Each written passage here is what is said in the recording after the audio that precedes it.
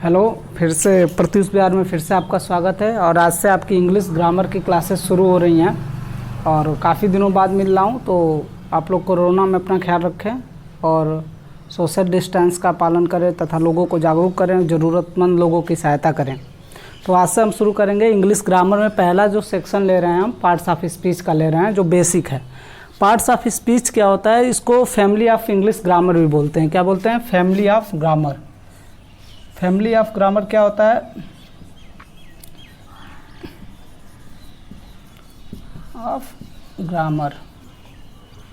क्यों इसको family of grammar बोलते हैं? इसलिए बोलते हैं कि इसी से पूरी हमारी ग्रामर, पूरी इंग्लिश बनी हुई है। कोई भी चीज़ बनता है तो वो किससे बनता है? फैमिली से ही। इसीलिए इसको क्या बोलते हैं? Family of grammar. और इसके जनरली 8 पार्ट्स होते हैं।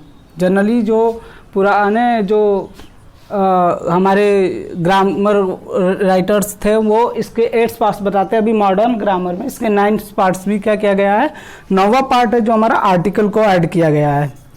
तो हमारा जो सबसे पहला पार्ट्स है उसको बोलते हैं, पहला पार्ट है नाउन। और जनरली कुछ बच्चे क्या करते हैं, पार्ट्स ऑफ स्पीच को पार्ट ऑफ स्पीच लिखते हैं। तो आपको इस चीज़ का ध्यान रखना है कि हमेशा इसको प्लूरल में रखना है, पार्ट्स ऑफ स्पीच लिखना है। तो पहला जो नाउन होता है, नाउन क्या होता है? किसी भी चीज़ के नाम को, किसी भी ऑब्जेक्ट, ओनली नॉट जनरली हम लोग जो बच्चों को पढ़ाते हैं कि प्लेस, पर्सन और थिंग्स, इन्हीं के नाम को हम नाउन कहते हैं। नहीं, कोई भी नाम हो, चाहे वो किसी भी चीज़ का, उनके बियॉन्ड भी नाम हो सकते हैं। इसमें माइक्रो ऑर्गेनिज्म भी हो सकते हैं, हमारे जो सेलेस्टियल बॉडी हैं वो हो सकते हैं जो इसमें नहीं आते हैं। तो हमारा कोई भी नाम होगा तो उसको क्या बोलेंगे? नाउन। नाउन जनरली अगर इसका डिफिनीशन आप निकालना चाहे तो सिंपली लिख सकते हैं 3 वर्ड्स में, a name is noun. A name is noun. A name is noun. कोई भी नाम होगा उसको हम लोग क्या मानेंगे? नाउन। आज मैं क्या करूंगा, आप लोग को सिर्फ इंट्रोड्यूस करूंगा इनको, इनके पार्ट्स के बारे में। और बहुत ज़्यादा डिटेल में नहीं जाना है आज, सिर्फ इनको इंट्रोडक्शन में ओनली डिफिनीशन और एग्जांपल आपको मिलेगा। तो आप अच्छे से इस चीज़ को समझिए और इनके अगर डिफिनीशन को और इनके इंट्रोडक्शन को आप समझ जा रहे हैं तो आगे आपको काफ़ी हेल्प मिलेगा। ग्रामर में जो आपका टेंस वगैरह है उसमें भी बहुत ज़्यादा इसका क्या होता है? सपोर्ट मिलता है, अगर आपकी पार्ट्स ऑफ स्पीच ज़्यादा अच्छे से क्लियर है तो नाउन, नाम अब क्या हो सकता है? नाम किसी का भी हो सकता है, जैसे राम हो गया, राम हो गया, सन हो गया, सन मतलब सूरज, ये भी एक नाम है सेलेस्टियल बॉडी का, तो ये भी नाउन हुआ। किसी रिवर का भी नाम हो सकता है, कोई भी नाम ले लो, गंगा ले लो, ये भी क्या हो गया? नाउन हो गया। ऑब्जेक्ट्स में ले लो, टेबल ले लो, पेन ले लो, ये कोई भी नाम होगा, चाहे किसी भी चीज़ का नाम हो, वो क्या होता है? नाउन होता है। उसके बाद हमारी बारी आती है प्रोनाउन की। प्रोनाउन, प्रोनाउन दूसरा, नाउन के बाद जो आता है उसको बोलते हैं प्रोनाउन। नाउन के बाद ये आ भी रहा है, सिस्टम में भी क्या हो रहा है? नाउन के ही बाद आ रहा है। तो नाउन के बाद यानी कि नाउन के बाद यानी कि नाउन के जगह पे जो यूज होगा उसी को हम क्या बोलेंगे? प्रोनाउन। जैसे नाउन को अगर हम लगातार यूज करते हैं तो एक तो सेंटेंस हमारा अच्छा नहीं लगता। ऐसा नहीं होता कि वो गलत हो जाए, गलत नहीं होता है, लेकिन उसको अच्छा बनाने के लिए सेंटेंस को उस पूरे एक स्पीच को परफेक्ट बनाने के लिए, स्मूथ बनाने के लिए नाउन के जगह पर हम प्रोनाउन का यूज करते हैं। जैसे मान लो एक एग्जांपल लेते हैं, Ram, Ram is a good boy.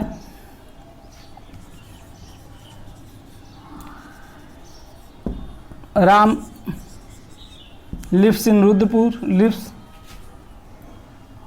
Eight Rudrapur.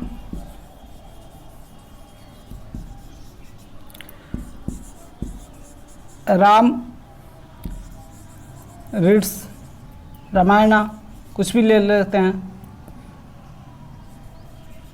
तो यहाँ पे बार बार जो राम आ रहा है, राम राम राम, ये राम से क्या हो रहा है? आदमी इरिटेट। अगर इसी राम के जगह पर हम अगर ही यूज कर दें तो थोड़ा सा सेंटेंस क्या हो जा रहा है? अच्छा हो जा रहा है। तो इसलिए जो भी शब्द नाउन के जगह पे प्रयोग होता है या नाउन के लिए प्रयोग होता है उसको हम क्या बोलते हैं? प्रोनाउन। अगर आप डिफिनीशन लिखना चाहें तो इसका डिफिनीशन होगा,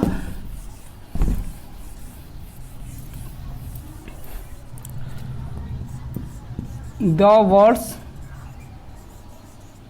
विच are used at place of noun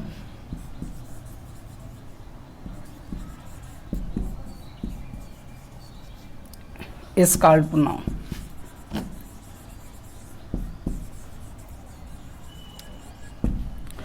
ठीक है, the words which are used at the place of noun is called pronoun. For example he, she, it, this, that, our, ये सब क्या है? प्रोनाउन है। बहुत सारे हैं प्रोनाउन। तो जो भी शब्द जो नाउन के लिए यूज होते हैं, नाउन के जगह पे यूज होते हैं, उनको क्या बोलते हैं? प्रोनाउन।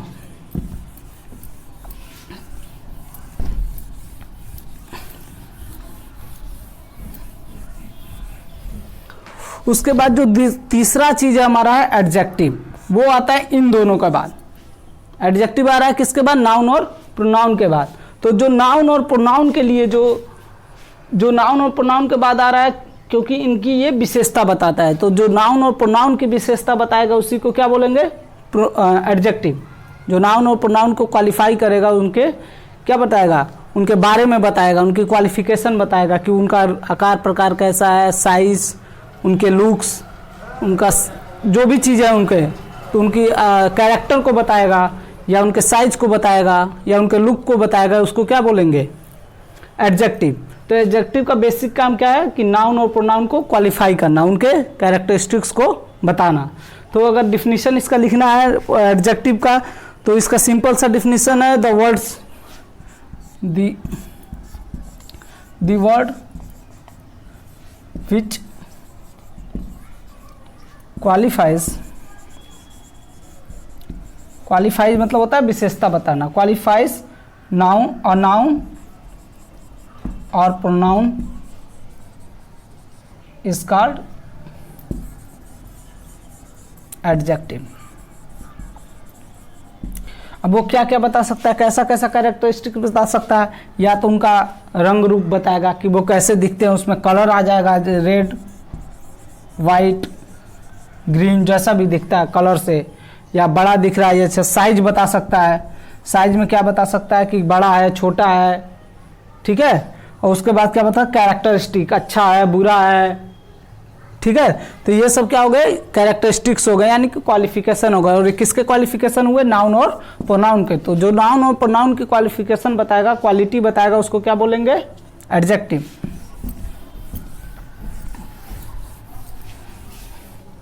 उसके बाद जो तीसरी चीज आती है, चौथी चीज है, वो हमारा verb.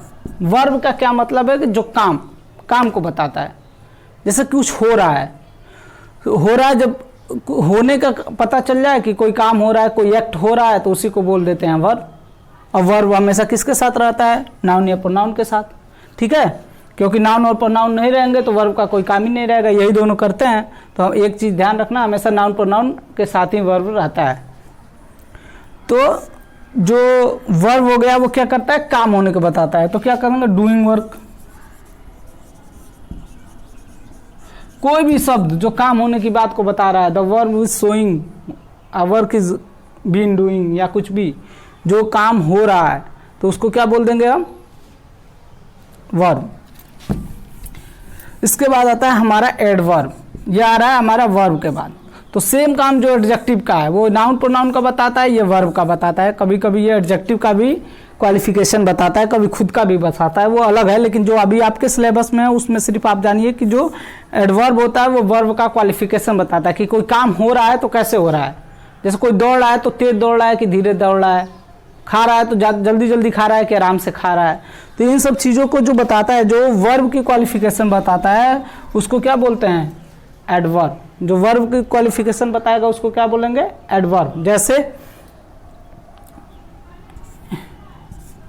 He is running slowly. Slowly मतलब धीरे दौड़ रहा है। तो किसकी विशेषता बता रहा है? दौड़ने का जो कैरेक्टर हो रहा है, जो एक्ट हो रहा है। तो एक्ट कैसे हो रहा है? वो धीरे धीरे हो रहा है। और एक्टिंग क्या होता है? वर्ब। और वर्ब को कौन बता रहा है? स्लोली, कि वर्ब जो हो रहा है वो धीरे धीरे हो रहा है। तो इसलिए जो वर्ब की विशेषता बताएगा उसको हम बोलेंगे एडवर्ब। और एडवर्ब ऐसा नहीं है सिर्फ वर्ब की बताता है, वो कभी कभी एडजेक्टिव की भी विशेषता बताता है, कभी कभी खुद की भी बताता है। तो हम जब डिटेल में जाएंगे तो आपको बताएंगे। जनरली अभी आप अपने कोर्स में जानिए कि जो वर्ब की क्वालिफिकेशन बताएगा वही क्या है? एडवर्ब है। उसके बाद आता है प्रीपोजिशन। प्रीपोजिशन क्या होता है? प्रीपोजिशन मतलब होता है जो वर्ब और ये नाउन और प्रोनाउन का क्या बताता है, पोजीशन, कि वो कहाँ पे हैं, ऊपर है, नीचे है, दाएं है, बाएं हैं। तो जो भी शब्द विशेष क्या बताता है, पोजीशन बताता है, उसको क्या बोलेंगे, प्रीपोजिशन। जैसे कि ऑन, एट, इन, ये सब क्या बता रहा है, किसी न किसी का पोजीशन बता रहा है, तो इसको क्या बोलेंगे, प्रीपोजिशन। उसके बाद होता है कंजक्शन। कंजक्शन मतलब कंजक्शन का काम होता है कनेक्ट करना। कनेक्टिंग वर्ड्स आर कंजक्शन, जो कनेक्ट कर देते हैं। किसको कनेक्ट करेंगे, नाउन और प्रोनाउन को, दो नाउन को, दो प्रोनाउन को, या उससे ज़्यादा नाउन प्रोनाउन को जब ये कनेक्ट करते हैं तो उनको क्या बोलेंगे, कंजक्शन। इसका काम क्या है, कनेक्ट करना, जोड़ना। तो जोड़ने वाले वर्ड्स कौन से हो गए, इसको सिंपली डिफिनीशन आप देना चाहते हैं तो connecting words are conjunction, simple सा डिफिनीशन है। तो इसका जो मेन है एड, एंड, और, ईदर, ऐसे बहुत ठीक, ये जो शब्द होते हैं जो दो लोगों को, राम और श्याम, जैसे राम एंड श्याम, राम एंड श्याम। तो इसमें राम और श्याम को जोड़ कौन रहा है, एंड। एंड क्या हो गया तब, इसमें किसको जोड़ रहा है, दो नाउन को जोड़ रहा है, तो ये क्या हो गया, एंड क्या हो गया, यहाँ पे कंजक्शन हो गया। वैसे ही मान लो आई और यू, आई और यू गो टू मार्केट, जो भी हो, विल गो टू मार्केट, तो इसमें और किसको जोड़ रहा है, दो प्रोनाउन को जोड़ रहा है, तो यहाँ पे भी क्या हो गया, ये प्रीपोजिशन हो गया। तो इसका जो काम होता है, दो नाउन या दो प्रोनाउन को जो ऐड करते हैं, या दो सेंटेंस को ऐड करते हैं, किसी भी चीज को ऐड करते हैं, जो कनेक्ट करेंगे वही क्या है, कंजक्शन है। दो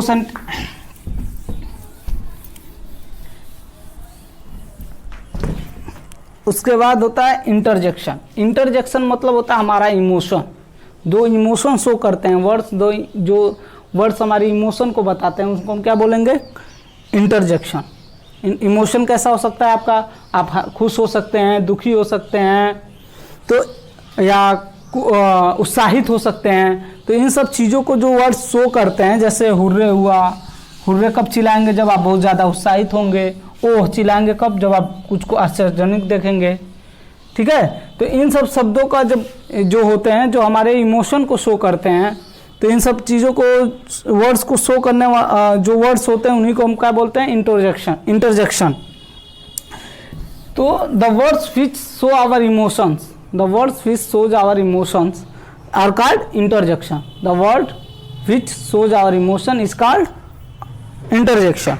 ये होगा तो हमारे जो ट्रेडिशनल ग्रामर हैं, जिसमें हमको 8 पार्ट्स के ही बारे में बताया जाता है। लेकिन अभी जब मॉडर्न ग्रामर आया तो उसमें एक आर्टिकल को जोड़ा गया, क्योंकि जो पार्ट्स ऑफ स्पीच का डिफिनीशन होता है, पार्ट्स ऑफ स्पीच का डिफिनीशन क्या कहता है, all the English words, all the English words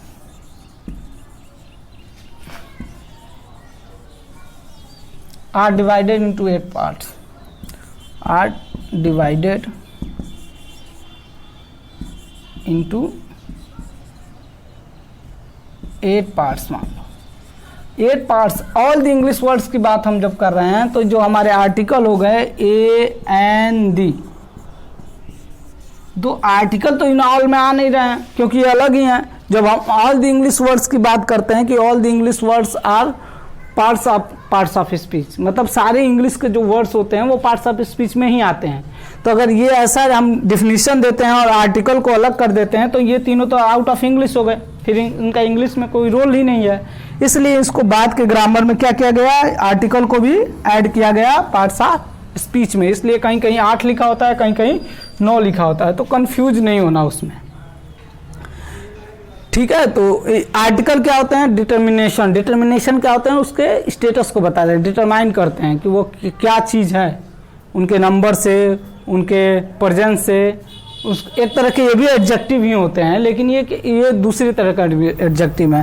ये इनका काम होता है सिर्फ डिटरमाइन करने का। डिटरमाइन इन सेंस कि उनके एक तो संख्या को बताते हैं, ए और एन का काम है, और दी क्या बताता है, उनके यूनिटी को, उनके स्पेशलिटी को बताता है। इस तरह का डिटरमाइन, ये लोग क्या करते हैं, स्पेसिफिक एडजेक्टिव में जो स्पेशलाइजेशन करते हैं उनका, जिनके पहले लग जाते हैं उनको स्पेशल बना देते हैं, इसलिए इनको क्या बोलते हैं, आर्टिकल। तो डिटर्मिनेशन का जो काम करते हैं यानी स्पेशल बनाने का जो काम करते हैं वही है आर्टिकल। आर्टिकल के बारे में हम अगले क्लास में ब्रॉड सेंस में पढ़ेंगे। अब ये आपके 9 पार्ट्स हो गए पार्ट्स ऑफ स्पीच के। अब इसमें हम आपको कुछ शॉर्टकट ट्रिक देना चाहेंगे जिससे आपको आसानी से समझ में आ जाए कि क्या होता है पार्ट्स ऑफ स्पीच और उनका काम कैसे चलता है। अब आ जाओ, पहला हो गया नाउन। नाउन का मतलब हो गया नाम। नाउन का मतलब क्या हो गया? नाम।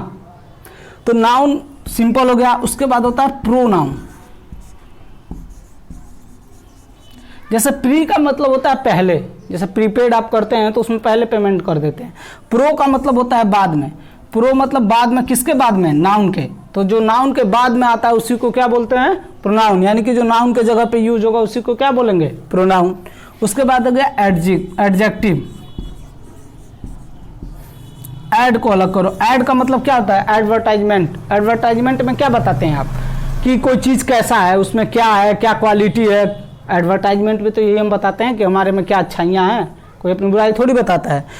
लेकिन इसका काम क्या है? ये एडवर्टाइजमेंट में अपने अच्छाई बुराई भी बता देता है। ये कंडीशन जो देखो बुराई वाला जो होता है वो छोटा सा लिख देते हैं सब, कंडीशन अप्लाइड, लेकिन ये खुलेआम बताता है। तो ये अच्छाई, एक ऐसा एडवर्टाइजमेंट करता है एडजेक्टिव जिसमें अच्छाई बुराई दोनों बताता है। और किसकी बजाता है? एडजेक्टिव। ऑब्जेक्ट। ऑब्जेक्ट कौन हो सकता है? नाउन हो सकता है, नहीं तो प्रोनाउन हो सकता है। तो जो नाउन और प्रोनाउन का क्या करे? ऐड करे, यानी क्वालिटी बताए, उसी को क्या बोलते हैं? एडजेक्टिव। सिंपली ले लो वर्ब। वर्ब का मतलब होता है काम करना, डूइंग वर्क। उसके बाद आ जाता है एडवर्ब। एडवर्ब। फिर वही सिस्टम, ऐड का मतलब होता है एडवर्टाइजमेंट। और किसका एडवर्टाइजमेंट? वर्ब का। यानी कि वर्ब के बारे में जो बताए, डिटेल बताए, उसको क्या बोलेंगे? एडवर्ब। उसके बाद आ गया आपका नेक्स्ट प्रीपोजिशन। प्रीपोजिशन किसकी पोजीशन बताएगा? नाउन प्रोनाउन की। किसकी पोजीशन बताएगा? नाउन और प्रोनाउन का। तो जो पोजीशन बताता है नाउन और प्रोनाउन का उसी को क्या बोलते हैं? प्रीपोजिशन। कंजक्शन। कंजक्शन मतलब क्या हो गया? कनेक्टिंग, कंजक्ट करना। कंजक्ट मतलब होता है कनेक्ट करना, और जो कनेक्ट करेगा वही क्या है? कंजक्शन। तो कनेक्ट कैसे कर सकता है? 2 सेंटेंस को भी कर सकता है, 2 वर्ब को भी कर सकता है, 2 नाउन, किसी को भी कनेक्ट करे। तो अगर वो कनेक्ट कर रहा है तो वो कंजक्शन है। उसके बाद होता है इंटरजेक्शन। इंटरजेक्शन। इंटरजेक्शन एक होता है इंटर। इंटर प्रोनाउंसिएशन ले और स्पेलिंग सोचें, ये वाला इंटर का। इंटर एक ये वाला भी होता है। इस इंटर का मतलब होता है अंदर से, अंदर। तो जो अंदर से आता है, इंटरजेक्शन मतलब इंटर मतलब अंदर, अंदर से आता है जो चीज़, उसको क्या बोलेंगे? इंटरजेक्शन। अंदर से आपके क्या आ सकते हैं? इमोशन ही आ सकते हैं, चाहे आप खुश हों, दुखी हों, उत्साहित हों। तो ये रहा एक ब्रीफ, जो एक तरह का ब्रीफ परिचय मैंने इसका दे दिया, इंट्रोडक्शन दे दिया। किसका? पार्ट्स ऑफ स्पीच का। ठीक है। तो पार्ट्स ऑफ स्पीच का बेसिक ये हो गया। अभी डिटेल में तो नहीं जाएंगे इसके, बहुत ज़्यादा इसके आपको यूज भी नहीं है। अगले क्लास में हम पार्ट्स ऑफ स्पीच के बारे में थोड़ा सा बताएंगे और वर्ब के बारे में। उसके बाद हम चलेंगे टेंस पे। तो तब तक के लिए बेस्ट ऑफ लक।